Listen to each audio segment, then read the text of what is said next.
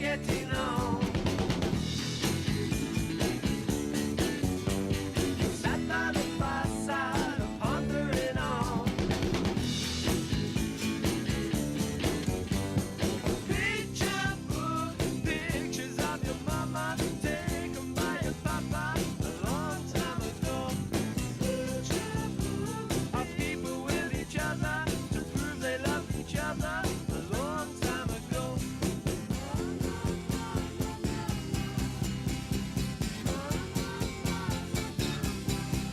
Picture book, picture book.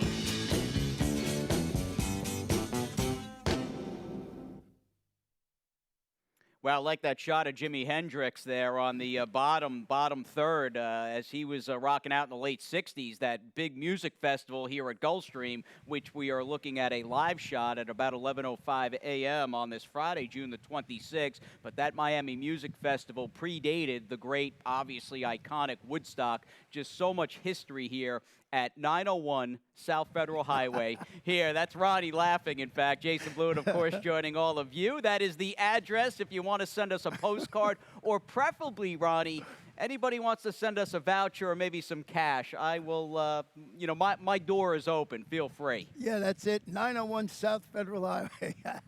I like But that new open, some great video. I mean, Orb and Tis the Law, but even some of those, and you could tell from the grainy video, which still looks pretty great, some of some past races back from the 50s and 60s.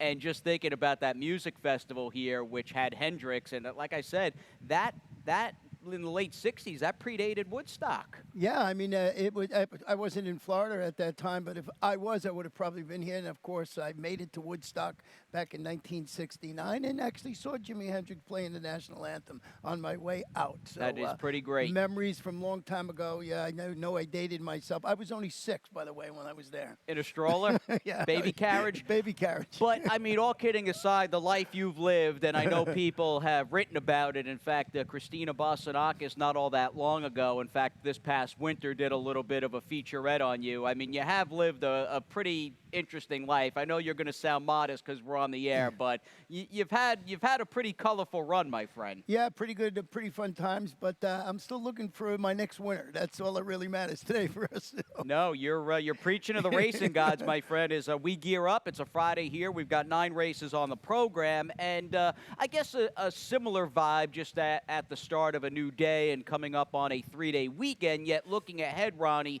we have got a major calendar mark this coming Tuesday, June the 30th. We've got a live racing day here at GP. Yeah, if anybody is not aware, in South Florida, the end of the fiscal year ends on Tuesday, June 30th, so we have to run on that day. Has to do with license, and we have to come run right back on July 1st, which is Wednesday, but that's part of our normal schedule. So that special day of racing, everybody always asks why. Mandatory payout on a race on a Tuesday, because you got to pay everything out and start anew. Yes, absolutely. So that card, I'm not sure, drawn either today or tomorrow for Tuesday, June the 30th. I know Ronnie and I will, on Sunday or maybe even tomorrow, depending upon when we can get our ducks in a row, we'll certainly have a little bit of a Rainbow Six video that we'll put together once that program is drawn. As again, we gear up and get tied on for a 9-race program on this Friday, June the 26th, a day where we've got perfect weather here at sunny Gulfstream Park and a couple of pick fives, including one at about 12:05 Eastern. I'm going to take a little gander at using 2. One short price early in the betting, one big price, and both second-time starters, in fact, in the 8 Liesel and the favorite in this race, the 3 Lady Quintessa for the top connections. Another 2-horse spread for me, Ronnie, in the second race, and that is a battle of the white bridles as far as I'm concerned, with Todd Pletcher sending out the 2 Kahiko against a former Todd Pletcher-trained horse, now with Mike Baker in the 5 Cat Lady, who finally drew a post where theoretically, she won't have to go 5 or 6 wide around the turf course. 3 deep for me in the third, a race that probably centers upon the 4, Texpectation. Don't fully trust him just because he's got no speed, and I do think the 6 Cat Gone Quick may run well there. I've got 3 horses in the fourth, a race that confused me, and another bomb I think is live in the 2 Money Factor. And as I work my way through, Ronnie, the 5th race field, that does have a big early scratch of the 3 Bardot. I think it's a spot where the 7 reiterate is in a field where she can strut her stuff. I just don't think she's a turf horse around 2 turns, and 2 back on the dirt. I think 5.5 probably just short of her best. Today she gets a good field to go against at 6.5 furlongs. Yeah, I mean, she looks like the one to beat. Now, I do have my long shot in there, the 5 Hartling, 12-1 in the morning line. We'll see how that horse runs, going 6.5 furlongs. So very affordable, $18 ticket. And you've been having a pretty good run. Well, I don't know, but the early pick fives, but you've been doing good with the late ones. Yeah, let's hope that that continues this afternoon, my friend. Now, looking at this early pick 5, we may ultimately start this 9-race Friday with a shorter price winner. Maybe not as low as 6-5. We'll see. But the 3 Lady Quintessa, to me, just looks like a filly by Munnings who just didn't get bet against a good-looking Wesley Ward Firster that won in a Monze Yumpillo. And it just strikes me as coming back on the dirt in for the 50 for Todd and Edgard.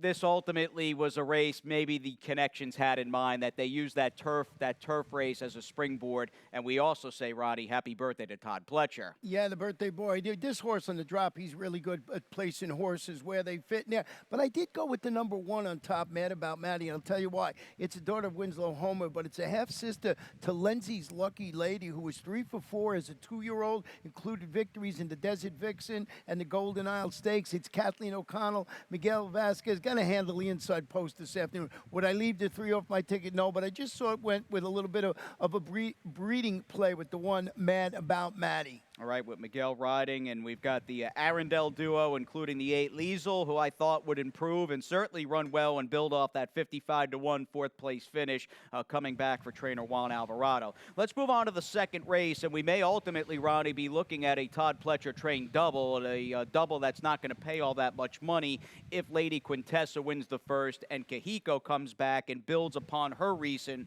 narrow loss here on May 9th in the second. What's funny about this race is you've got Todd sending out Kahiko, who's the 5 horse in this replay, Blue Cap sitting inside. She's running against a former stablemate of hers in Cat Lady, who was the 12, who just couldn't get any luck going throughout the wintertime, Ronnie, where Kahiko, especially in this last out performance, saved ground and slipped up the inside. Cat Lady, one brutal post after another way out in the middle of the turf course, and the result was her going so wide at all of her races. Yeah, she was the even money favorite last time out. And Cat Lady, going to go to the Mike Maker barn, as you mentioned, when you were putting your ticket together. You got the duel of the white bridles. I thought Kahiko, with wheeling back, rally between horses to finish third, was beating that neck. I think these are the logical, too. We basically have the same try or super boxed up in there. Moonlit Fantasy drops to the 40 level for Mark Cassie. This is a $425,000 daughter of Malibu Moon.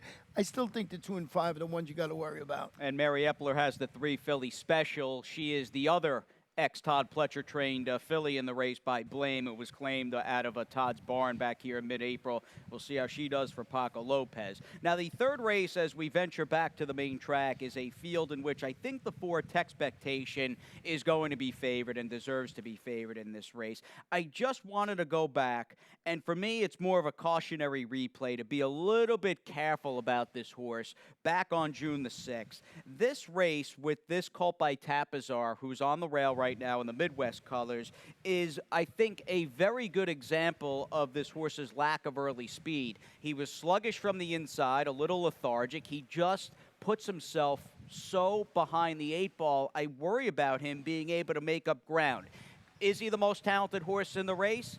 Yeah, there's a possibility of that. I have some trepidation, Ronnie, with him potentially closing from 15 out of it here in the third. Yeah, and just if you've followed Gulfstream for the last, as you said, from 1939, speed has always been one of the key things on the main track. So you got to have everything unfold in front of you the right way to get it done. And you're absolutely right. He's the best. If he gets the pace, he wins it. Simple as that. And I thought he would, so I put him on top of my ticket. But I want to hear about the 6 horse in here, Cat Gone Quick, who I did not use. It's just a speed play. This horse looks a little tough to make on paper. His last 2 races, ever since graduating the lower level maiden claiming ranks, they are not much to write home about. I still think although he is who he is, I think he is at his best. In fact, there's no doubt in my mind when he's able to make the lead, even if it's a narrow lead, when he's on the point, he runs better.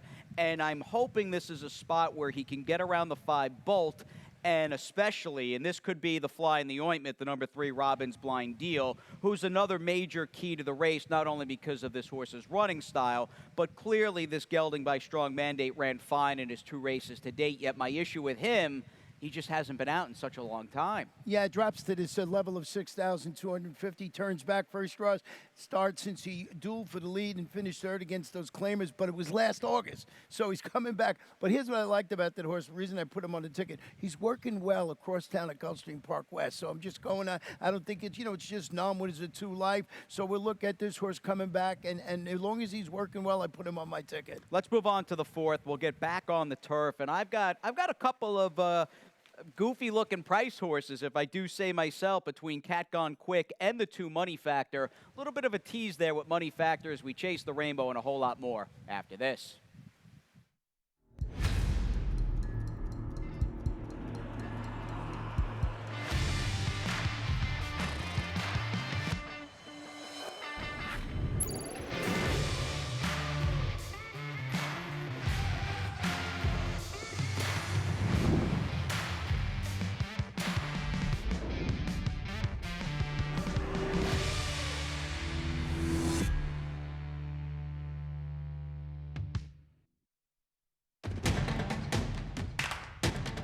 And they're off. Second in the 2 path. Ground by first inside. Race.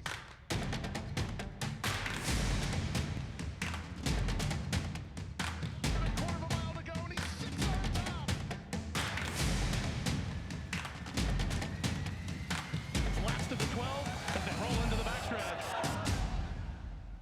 1:35, give or take, Eastern this afternoon starts the Jackpot Rainbow 6, and much like the first race at 12:05 Eastern, the turf here at Gulfstream Park, which is just in tip-top shape. Even some work being done here on the main track with the opening dirt race falling in line in race number 2. Some work being done on the main, and we've got that turf course laying in wait for both the early pick 5 and the Jackpot Rainbow 6 opener on this 9-race Friday afternoon. Ronnie and Jason from our respective studios. And not only do we have the guarantee and all that locally here, Ronnie, as far as the jackpot is concerned in the pick 6, we've got a little Stronach 5 action in which the East Coast undoubtedly is holding down the fort. Yeah, we're going to kick it off with Laurel 6th race about 3:30 p.m. or thereabouts. And we got 2 legs here right at Gulfstream Park. It's our 8th and 9th race, the late daily double. So we got race 8, which is leg B, and then you see down there in leg D, about 4:13 there or bouts, and a couple of interesting races and a couple of different ways you can go. And it's always the case with the Stronach 5 with that low takeout. We say this every week. I mean, people must say every week they say the same thing, but it pays fantastic. It's Overlay City. That's what the man upstairs, the one and only Pete Aiello, says. And that'll be coming your way a bit later, 3:35, give or take, with the launching pad up in Maryland. Now, our Jackpot Rainbow, Ronnie, begins on the turf, obviously listed as firm. I'm curious, on a difficult day, we were talking during the break. You and I have a couple of different price ideas scattered throughout the program. Do you have any singles here in the Rainbow 6? Couldn't find a single in there. I think when later on in the card, races 8, 9, I sort of like the horses in this race. Even race 6, I think I got the logical 2. But race 4 today, just so wide open. But I did go 3 deep. I like Tipsy again, beating the odds, and Charlie Anna. 3 deep again in race number 5. I didn't use your 7 on the ticket, even though I think that's a major player, because I like the 5 Hartling. 12-1, he finished good behind a repeat winner called Don't Get Cozy. And I also went with the 2 Customer Experience and Blessed Beast. And then in race number 6, boy, what a race that is. Last time, what a race it was. I used Tizarunner and Renaissance Frolic in there. And then I went in race 7, 3 deep. I like Twice as Magical today.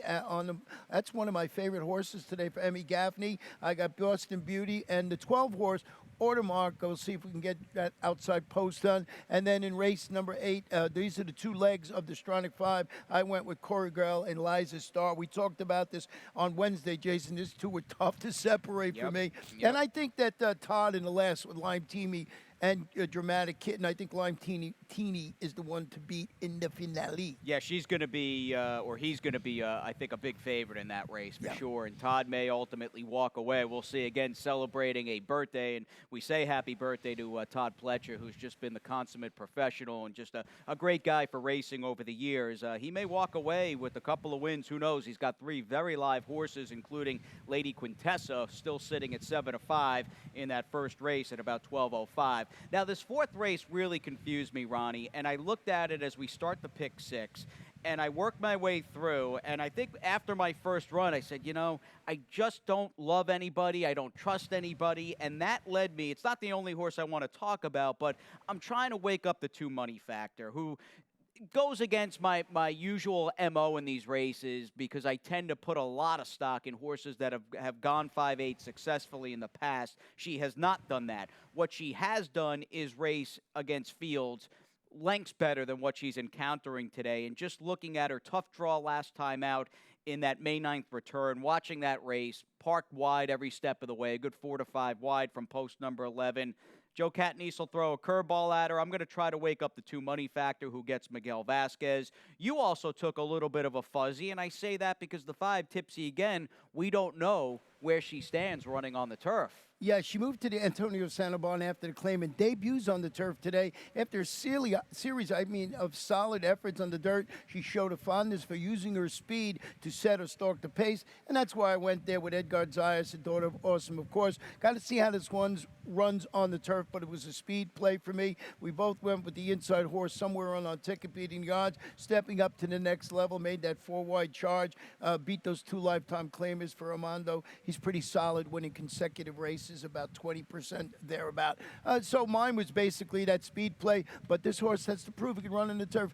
Plus, Antonio Sano seems to be winning with everything he sends out now, or they're running well. Don't put it that way. Definitely. No. And, you know, the one beating the odds might be the horse to beat, even if it's a very slight, slim margin. I just, you know, looking at her win in her most recent start where she was almost 13-1 and she's a fraction of it, trying, I guess, ostensibly tougher horses today. I didn't want to pick her on top. I thought the number 4, Channel's Angel, being by a sire. She's got a grandsire in Smart Strike on the male side of her pedigree and Hard Spun and Danzig on the female side. Maybe she would step forward on the turf. We'll see. Very difficult race to start the pick 6. Now, the 5th race will start kind of an early bird, late pick 5, and I'll take a gander at it. Now, I had singled the 7, Reiterate, in the cash out leg of the opening pick 5. Not the story here because I do think there is a favorite even more imposing than she is, housed down for the Pletcher Bard in the 9th in Lime Teeny, who looks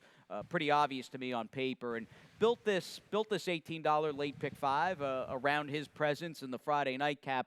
2 highlights, though, Ronnie. That 8th race between Liza Starr and Corey Gal. That is a good matchup there. And let's not forget the 6th with Renaissance Frolic and Tiz a Runner, who both seem at the top of their game right now.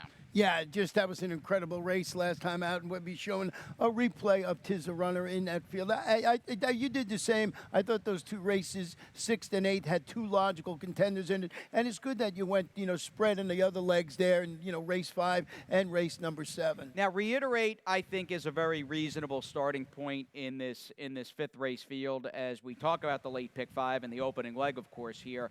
As she drew well, I felt as though, and I touched upon it in my early 5 synopsis, I think a mile on the turf, not her game. 5.5, 2 back on the dirt, probably a smidge short. This spot going 6.5, I think, is just a good race for her to get back on track.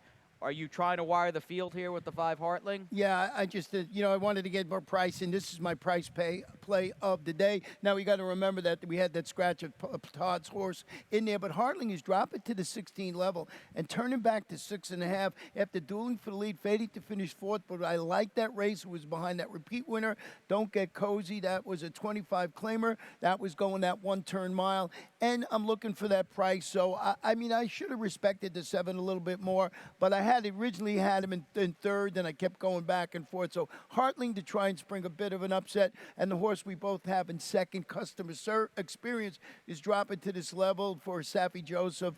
It's a daughter of Carol Prince. I just thought this one sold me on this horse is the Bullet half-mile work at Palmettos. That it looks like this horse is getting ready to do this afternoon. I'm curious. I think she's going to run well. She may not win, but I think she's going to run far better here than she has in her 2 appearances for Safi in South Florida. I saw Pete had her a fairly high price on the morning line. I'm curious to see. I think she's going to get bet a little. I know her form of late isn't all that much to write home about. The number 2 customer. What price is she, by the way? I'm trying to look here. Let's check it out. Race 6 to 2. No, it's the 5th. 52. 52. Take a look. 52 is 10 to 1. Yeah, Edgar so Prado. we'll see. We'll see. I'm curious. I think she's a part of the conversation because the drop, the dip down is pretty severe. I like the 7. Reiterate, Ronnie's got his long shot there in the number 5 Hartling, and we can move on to the 6th race. And no matter what, we can all agree we're up in class here, and this is a really nice middle of the day highlight on this Friday here at Gulfstream Park. Tis a Runner was really good 2 starts back, and I do think that race has a lot of relevance in this spot because as we backtrack to a 31-1 upset back on April 23rd, you're looking at a horse who was first off the claim that afternoon for trainer Carlos David. I don't care that he was beaten a pole by Renaissance Frolic last time out. He's not a dirt horse, and he's back on his best surface this afternoon. And I feel, Ronnie, this horse right here, in a way, is like just a microcosm of the kind of 2020 Carlos David has had claiming horses and moving them up. Yeah, certainly here. This one at 30-1 and ran exceptionally well. And you're right about that last race. He's going to have Luca Panici handling the surface switch this afternoon. But, boy, Renaissance Frolic, this one is going back to the turf this afternoon. It's had 18 races on the turf with 5 wins. Returned from Barbados to defeat those 2 rivals. One of them we just talked about. That was that 100 optional claimer. Moved to a sealed slot. We tracked. Won that race by 16.5 lengths. Safi Joseph Jr., Victor LeBron. There was a story about this horse coming back from Barbados. We didn't realize that he ran in the stake there. Forget what it was, and then he came back and just ran incredibly well. I mean, I'm using these 2. I don't know if you can really separate the 6 and the 1 in here. No, and Renaissance Frolic, although he can maybe switch hit and is a 2-way player to an extent that Tis a Runner isn't, he's got a ton of turf races to fall back on. And, yeah, Giant. I mean, he was Giant last out in a 3-horse field against Colonist and Tis a Runner. But still, good matchup there, without a doubt, as the number 3 sailing solo for both of us. He's likely going to be a distant 3rd choice in Off the Van for Louis Roussel, who just, Ronnie, the other day, picked up yet another winner. That barn has really done an excellent job at just getting horses to run big first time out this meet. Yeah, and he spots them perfectly. That's what we've talked about this in the past. A lot of people, when they ship in, they don't, put their horses, to be frank, in the right spot. He's been doing a good job. He used his speed. He's got that 7-3-1-3 record during 2019, so he was in good form at the fairground. So I don't know if he's really up against it there, but it's going to be tough to beat the top 2. Let's head back to the turf for race number 7. We'll go 5. We've got a 3-and-up filly and mare, 2 lifetime, $25,000 claimer, and a race that is clearly multi-tiered as far as any sort of narrative goes. I'm wondering if your trainer stout on the 4 Boston Beauties, if this daughter of Zoffany is maybe, again, slightly the horse to beat, given her form for previous trainer Todd Pletcher. We know Rohan Crichton, although you're claiming off Todd and she's had a layoff, this is the barn pretty good in general with first off the claim horses. Yeah, first after the claim, all levels on the turf, that is. He's really solid. I was surprised to see this. Not really surprised, but 7-23. 30%, 65% in the money, and 213 is the return of investment. So good mark there. I personally thought this one was the one to beat when I first started handicapping, but I kept going back to the 3-horse that I had on top of my ticket, and it's Twice as Magical, who's returning to the claiming ranks. She followed her $30,000 maiden victory last September. She ran good. She came back. She dueled for the lead against Allowance Company here during April. It's Emmy Gaffney, got Paco Lopez. It's a lightly raced mare. I think this is a good spot for her. I believe she's 10 or 12 to 1 on the morning line. I think 10 to 1 on the morning line in there. And they just thought she could run well in there besides Boston Beauties. But I did not put your 8, who you have all about Stella, I think it is, on top of on your ticket. Yeah, I have her on top. Been waiting for her to run back. She is now with trainer Ralph Nix, which I like a lot. And she's not only, I almost treat her as a first-time Ralph Nix trainer change because her first start for Ralph was rained off the turf here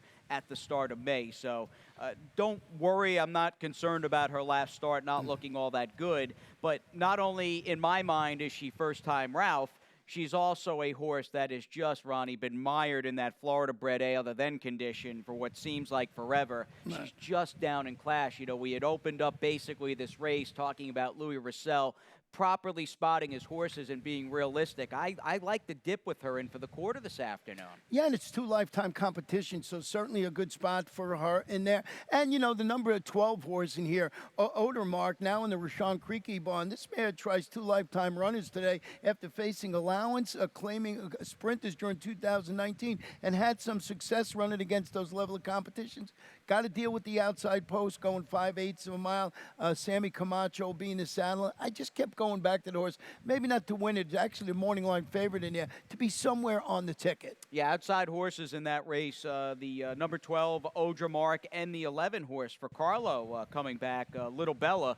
Both those horses have chances. They move in, what, 1 stall with the scratch of the 10 Panaria, but still, they are outside. Now, we're inside as far as quality goes with this upcoming 8th race, and it's just an intriguing, again, narrative and matchup between Corey Gal, who's gone this way for Gustavo Delgado, and then you have in the other corner, you have Liza Star, who was on that same trajectory a while back for Luch and Peter Walder. The wins have not been perhaps as often as they were, say, a year ago at this time, but at a high level. I'm wondering, and here's a breeze of Liza Star. I had pulled this work ultimately just to show that she still looks good in the morning because I like her as like the traditional class in this race, Ronnie, and she clearly is held race after race, the toughest company and the best company. There is a little nagging feeling internally with me that there is a reality that she's just over the top and maybe not in great form at this point going on. Did you get that same kind of vibe that maybe she is a little over the top? Yeah, I really struggled to put either her or Corey Gale on top of the ticket. We talked about this the other day, too. Liza Star going to turn back to 6.5 and face these optional claimers today. She had trouble. She broke through the, she broke badly for last time out, stalked the pace, but that was behind Ladies Island in the $100,000 musical romance. There's no Ladies Island in this race today. Peter Walder, he's got his go-to jock, Miguel Vasquez. I just pulled a stat. I find this intriguing. I always write in my stuff his go-to jock. I wanted to look at the stats with Vasquez and Walder over the last 2019 and 20. They're 23 for 88, 26%. They're in the money, all the time, 26% of the time, and at 241 is the return of investment. That's during 2019 and 20. So just that when he rides this, Miguel, I think you got to take another look. Absolutely. I mean, a trainer and jockey, both veterans, and we have a world of respect for both camps there that make up Liza Star. Now, if the reality is that she is slightly going this way, maybe tailing off to an extent, and you've got Corey Gal still very much riding this upward ascension, do they meet in the middle, and do you get a pretty memorable stretch drive? We know Corey Gal is just white hot right now. I mean, her win streak has been blistering, and you can see it yourself. In fact, to this point, it has culminated with this blowout win back on May the 3rd, yet what's interesting about her, and it's part of the conversation, she has not faced a horse of Liza Star's quality during this current win streak. It was a really nice performance last time out. She beat a couple of next out winners. And like I said, it really was a coin toss between these two. And you might be right, one going one way, one going the other. But you have to admit that Liza Star been knocking heads with some tough competition. Definitely. And then our good buddy Larry Bates, meanwhile, and Christian Torres have the number 1 Crumb Bun. And has she turned the corner? She's going to be third choice here. Has she turned the corner? Her last race, and again, she's facing eons better as far as quality, but got a big number and buried that field last time out. She was so impressive in that race. You always remember, you always give her a second look because of the name Crumb Bun. And, the horse was just okay, but last time just drew off to win it by 5 lengths. And Liza Star, Corey Gale, sure the marquee horses in there, but Crumb Bun, this is where sometimes the Rainbow Six comes up and bite you. I know where your brain is, right? Got to give Crumbun a second look just because of the name. I like it. I'm with you there, my friend. Now, speaking of second looks, and maybe in this case a third and fourth look, you've got Todd Pletcher setting out perhaps his third favorite on the day. He certainly probably has two, and Lady Quintessa. Kahiko and Cat Lady are going to be close in the second, but Lime Teeny unequivocally the cult to beat in the last, and I do, much like you, Ronnie, like this horse to graduate at a pretty short price. Yeah, drop it to the 12.5 level, turn it back to the mile, hit the board, and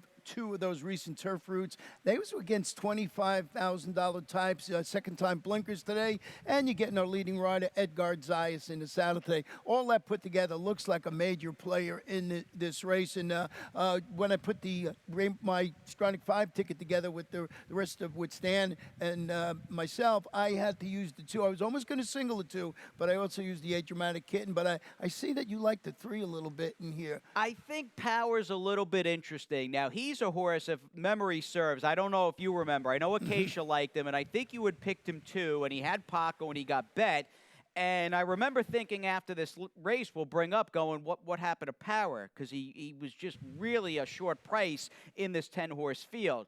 Going back and looking, nothing went right for this horse, basically from the quarter pole on. He's getting a good trip, up between, covered up, white cap there between foes and the white blinkers, yet this field will start to bunch up and congeal off the top of the turn, and, I mean, Paco's just got nowhere to go. I mean, he is basically eating this horse on the emergency break, and maybe a horse who, again, is quite simply just dirtied up and better than his last race might suggest, just looking at that static running line in the past performances. Yeah, it comes back. That was my long shot that afternoon. It was, yeah. No, he turned out to be just one of these horses that was like a wise guy horse extraordinaire, right, and clearly had a major excuse. Yeah, he had nowhere to go, really. And you really sort of, if you even swing him out to the outside there, you have no shot. It just looked like he had nowhere to run, and that's a good point that you made with that horse. Well, let's see how he does against Lime Teeny as we settle in for the first of 9. In about a half hour's time, Ronnie and I with all of you all day long. We appreciate your company, and we'll send it up to track announcer Pete Aiello for much, much more.